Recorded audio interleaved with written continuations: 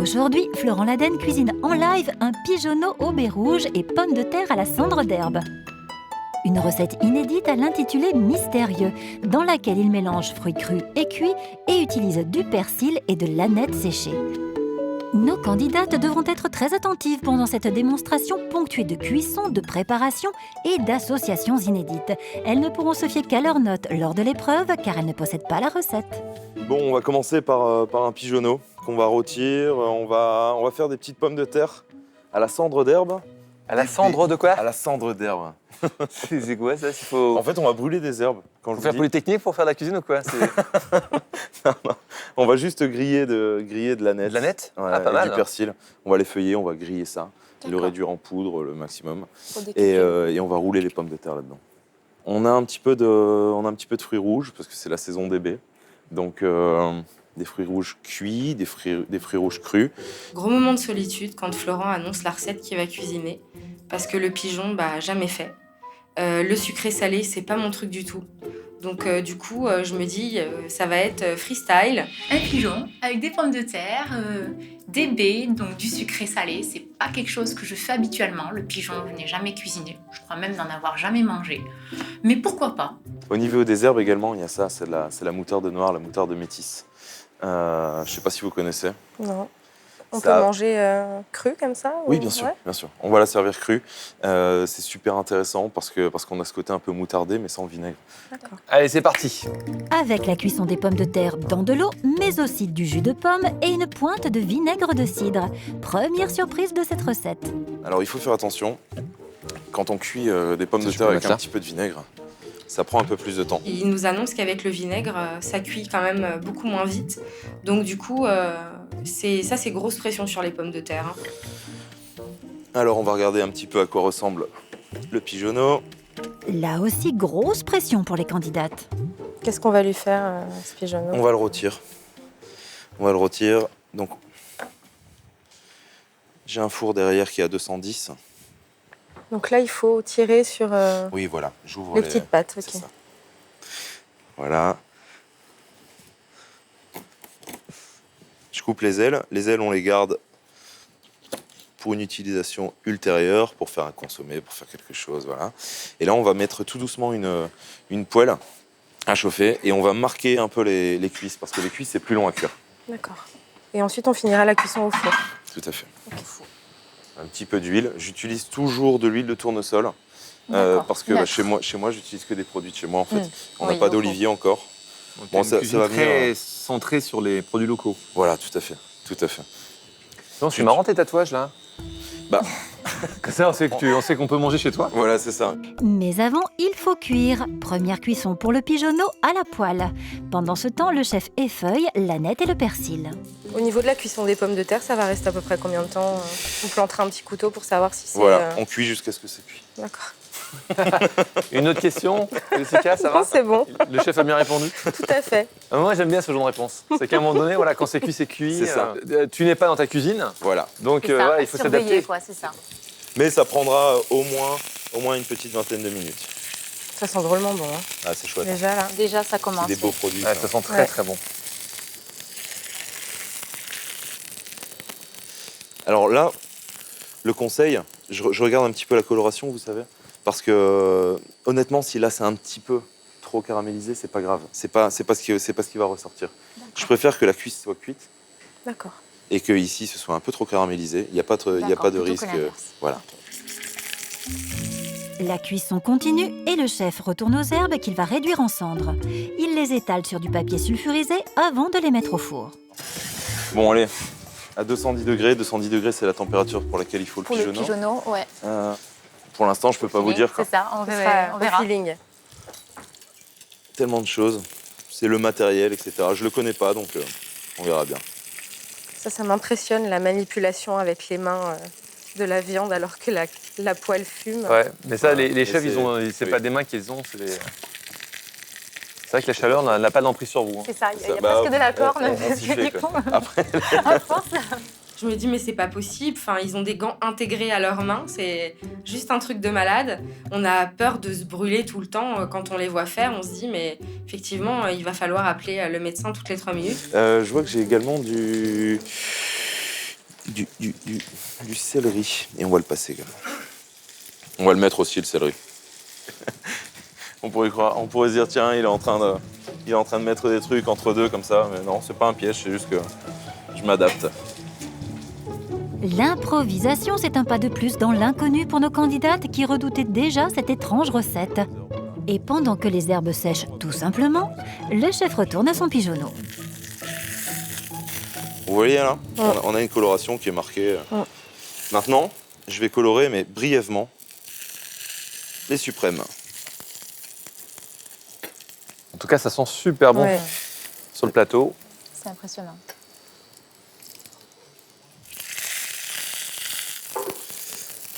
Voilà, le pigeonneau. C'est fait pour la première cuisson. Pour la seconde, le chef enfourne son pigeonneau pour 10 minutes environ. Il a pris bien soin de réserver la poêle avec son jus de cuisson. On va prendre un petit peu de verre de céleri, je vais le passer juste sous l'eau. Alors, est-ce que c'est une recette que tu fais déjà dans ton restaurant? Parce que là, j'ai l'impression que tu sens le truc et tu composes. C'est une recette que j'ai jamais faite.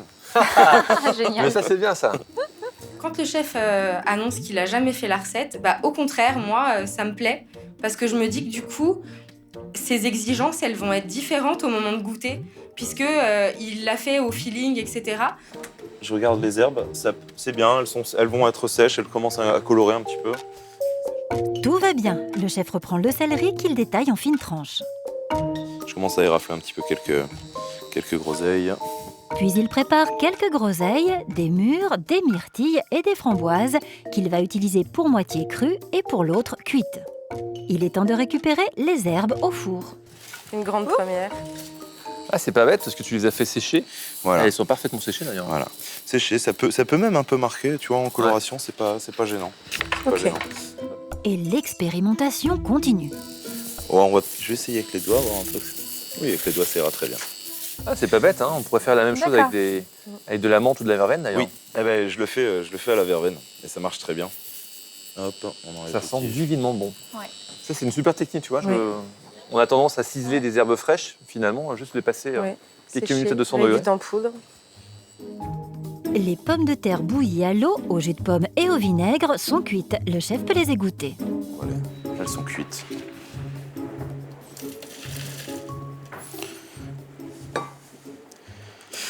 On va voir un petit peu si on a besoin de peler. Oui, on va peler très rapidement. Donc là, tu préconises de peler tes pommes de terre. Oui. On va On peut les brosser On va aussi. se brûler les doigts. Je suis désolé, c'est le côté un peu moins glamour. C'est le moment un peu moins glamour de la recette, mais Et le fait de Mais les c'est comme éplucher ça, quoi. après cuisson, c'est...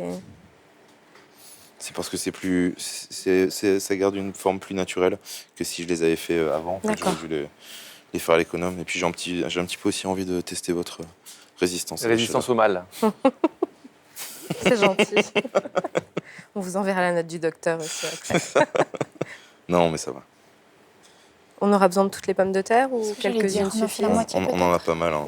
Je pense qu'on va en faire 4 et que ce sera pas mal. D'accord. Ce sera suffisant.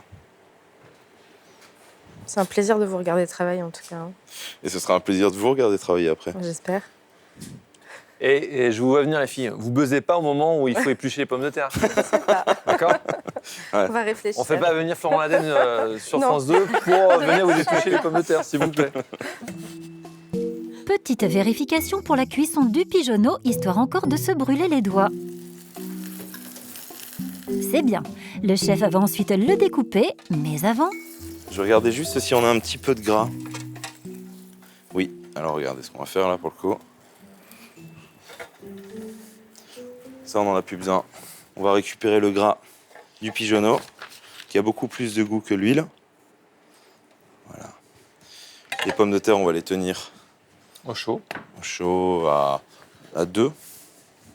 Alors comment on peut savoir, Florent, que ton pigeonneau, justement, il est à la bonne température, il est cuit rosé, j'imagine? J'espère. C'est au toucher. Oui, c'est au toucher. Ouais, si vraiment on veut en être sûr, on ouvre et on regarde où on en est au niveau de la cuisson. Et là, on voit. Hein. C'est parfait. Voilà. alors. N'hésitez pas tout à l'heure à laisser, à le laisser un petit peu tirer. Tirer, ça veut dire tu le laisses, Tirer, en fait, tu le laisses pas dégorger, mais en fait tu le laisses reposer, hein, on va dire. c'est ça. Ce qui s'est passé, en fait, c'est on a agressé la viande. On a agressé la viande en le mettant à 210. Donc en fait, tout le sang va vers l'intérieur de la viande. Si on le laisse tirer, le sang va remonter, on aura une cuisson uniforme en fait. D'accord. Et là on voit, hein, à cœur on est bleu. C'est comme ça que ça À cœur doit- on est bleu, oui. C'est D'accord. comme ça. Là, le fait de mettre les pommes de terre dans le gras, c'est juste parce que du coup, Ça va enrober, la chapelure va tenir dessus. La chapelure ou les herbes sèches. Mais avant, le chef récupère la poêle avec les sucs du pigeonneau qu'il met sur feu moyen, puis il passe les pommes de terre dans la chapelure d'herbe. Dans la chapelure. N'hésitez pas à vous servir de vos mains, c'est votre meilleur outil. Ah oui, ça c'est vraiment ingénieux. Ouais. C'est efficace, hein. Génial. C'est une très bonne idée aussi de réduire les herbes et puis après de faire une fine poudre et de rouler les pommes de terre. C'est une très très bonne idée que je pense que je referai à la maison. J'aime bien faire ça parce que en fait, vous avez un côté très brut, très nature, mais en même temps, il y a du goût. J'aime bien cette idée un peu d'une Puis cuisine. il y a du travail. Oui, mais on montre pas la technique. Et ça me plaît. Quand on voit le rendu de la pomme de terre roulée, c'est juste magnifique. On se dit même pas que c'est une pomme de terre en fait, c'est sublime. Les candidates sont sous le charme de cette recette, mais il faut rester concentré pour ne pas oublier qu'ensuite, le chef met ses baies rouges dans la poêle et les arrose avec du miel d'acacia. Quand je vois la petite compotée, j'ai un peu des doutes parce que moi le sucré salé c'est pas mon truc et ça me fait un petit peu peur quand même au niveau des associations de goût. Mais en même temps, je pense que s'il y a bien quelqu'un à qui on peut faire confiance, c'est au chef. Et on découpe. Alors, ici, je lève le pigeonneau. Bon, ben là. Donc on garde l'os de la cuisse. C'est ça. Une fois blanc et cuisses levées et découpées, le chef peut passer au dressage, avec sans doute encore quelques surprises. C'est de la crème ou du mascarpone? C'est de la crème double. D'accord. Ah, ça c'est très intéressant que tu fais parce que je trouve que la pomme de terre rehaussée d'un chouïa de crème épaisse, en tout cas, une crème fraîche, pouf, ça donne toute son ampleur. Hop, l'aiguillette, ce sera pour moi. Comme à l'auberge. Ça se voit, hein, j'aime bien. Voilà, on va laisser comme ça avec l'os.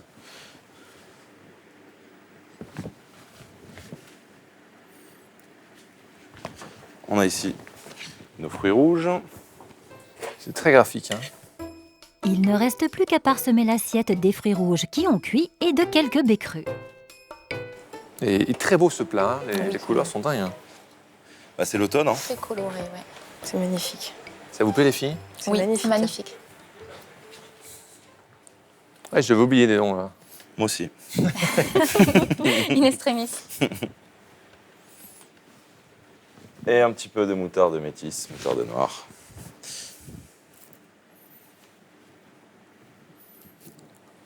Ah, une belle fraîcheur. Oh là là. Voilà, la cuisine du Nord comme on l'attendait. Hein, on chatouille tous sur la cuisine de la Provence, etc. Mais il se passe des belles choses dans le nord de la France. Bien sûr, bien sûr. Un petit coup de sel, hop. Ouais, la fleur de sel. dans le voilà. Pas de cuisine sans sel, pas de cuisine sans beurre. C'est magnifique. Et voilà, Très beau. Waouh. Magnifique. Ouais, vraiment. Chapeau. et à manger. Il n'y a plus qu'à. Bon Pile appétit. poil, ça rentre en 30 minutes C'est avec le parfait. sourire. Si vous êtes comme moi et vous aimez la cuisine de Florent Laden et la cuisine du Nord, on retrouvera cette recette sur france2.fr. Il n'y a plus qu'à Bon, il n'y a plus qu'à les filles. À vous de jouer. Ça marche. Génial. J'ai qu'une envie, c'est d'y aller, de cuisiner pour vraiment voir toutes ces techniques, tout mettre en application, la cuisson du pigeon et faire plaisir, essayer de faire plaisir au chef. Gardez le chrono en tête, toujours, et surtout, à la fin, tout mettre dans l'assiette.